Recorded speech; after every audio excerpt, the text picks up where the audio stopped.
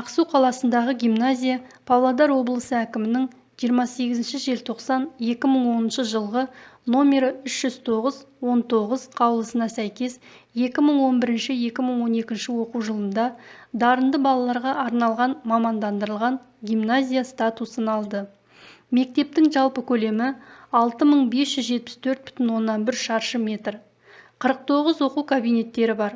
Олардың ішінде қазақ тілі, информатика, тарих, математика, биология, ағылшын тілі, орыс тілі, өзін-өзі тану пәніне арналған және жаңа модификация, химия, биология және бір мультимедиялық кабинеттері, 2 компьютерлік кабинет орналасқан. Оқу процесінде 148 компьютер интернет желісіне қосылған. Интернет жылдамдығы секундына 10 мегабит.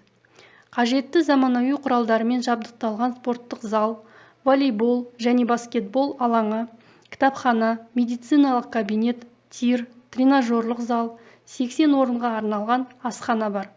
Кабинеттер 11 интербелсенді тақтамен жабдықталған. Гимназия қоғамдық гуманитарлық және жаратылыстану математикалық бағытында жұмыс жасайды.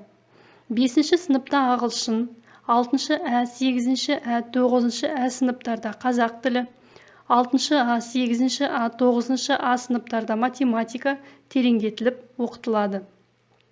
Жеке тұлғаны бағыттау компоненттерінен қоғамдық гуманитарлық бағыттағы сыныптарға Абай, Мұқағали, Махамбет оқулары үшін, жаратылыстану математикалық бағыттағы сыныптарға математикадан, физикадан, химиядан, олимпиадалық, биологиядан генетикалық есептер шығару, биология, химия, информатика пәндерінің ағылшын терминологиясы, робот техникасы, факультативтік сағаттары жүргізіледі.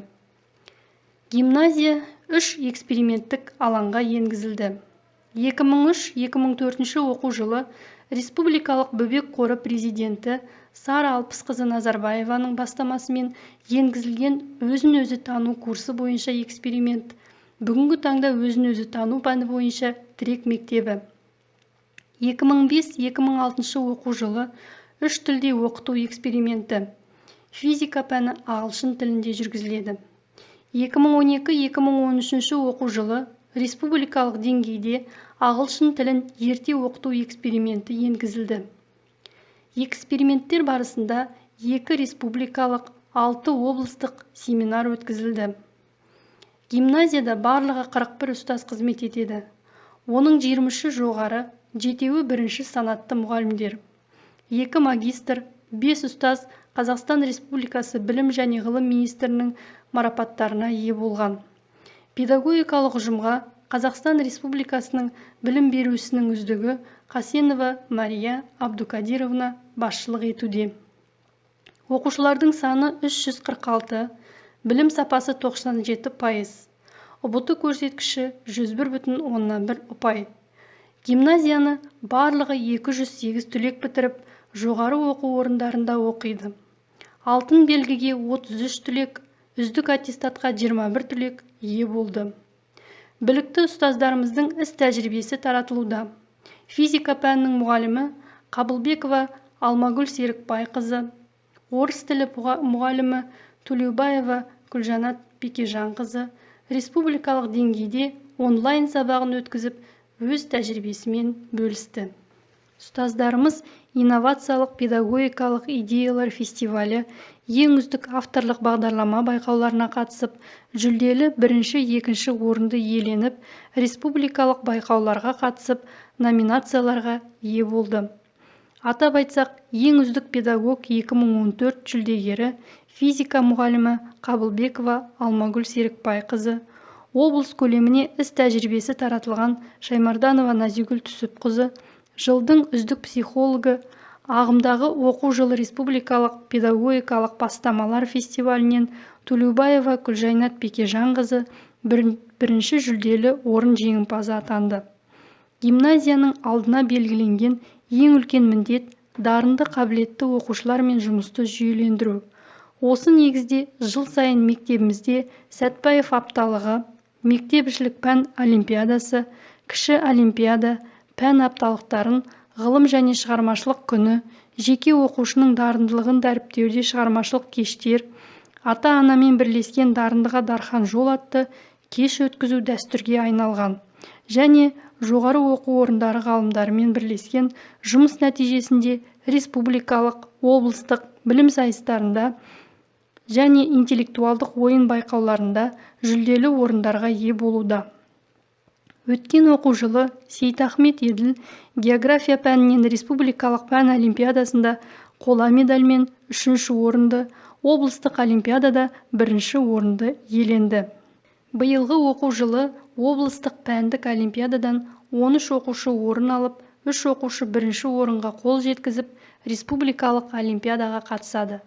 Облыстық Ақберен байқауынан 9-шы сынып оқушысы Күнтаева Амина жүлделі 1-ші орынмен марапатталып, республикалық сайысқа жолдама алды. Республикалық кім білгіш сайысында 11-ші сынып оқушысы Боранбай Бихан жылдың ең ақылды оқушысы атағының жеңімпазы атанды. Оқушылардың облыстық зерде ғылыми жоба байқауында 4-ші сынып оқушысы Жалешева Айым 1-ші орын иеленіп, республикалық байқауға жолдама алды. 5-ші облыстық мағжан оқулары конкурсының бас жүлдесімен 7-ші сынып оқушысы Мұрат Нұрдәулет марапатталып, республикалық конкурсқа жолдама алды. Киода 10 оқушы 1-ші, 8 оқушы 2-ші, 16 оқушы 3-ші орындарға қол жеткізіп, бағалы сыйлықтарға ие болды. Сәтбаев атындағы жасөспірімдер олимпиадасының жеңімпазы Амирова Айкен Көкшетауда Балдәурен санаториясына жолдама алды. Гимназияның оқу-тәрбие саласындағы да жетістіктері өте жоғары.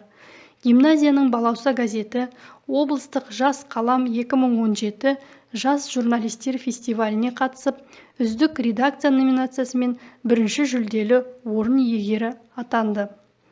Дебат тобы ізденіс ғылыми орталығының оқушылары халықаралық, республикалық, облыстық ғылыми жоба, дебат сайыстарының жүлдегерлері. Айгөлек би ансамблі халықаралық күншуақ байқауының 1-ші орын, халықаралық ақ көгершін байқауының гран-при, республикалық айналайын байқауының 1-ші орын, республикалық айгөлек байқауының 2-ші орын иегерлері атанды. Биылғы оқу жылы Астанада өткен 3-ші халықаралық New Star KZ би сайысында Айгөлек үлгілі би ансамблі атағын жеңіп алды. Экстрим туризм тобы жыл сайын облыстық туризм жарысында жүлделі 2-ші орынды иеленеді. Дарынды балаларға арналған мамандандырылған гимназия статусын алған мектебіміздің әлі де жетер жетістігі, алар асуы, бағындырар белесі алда.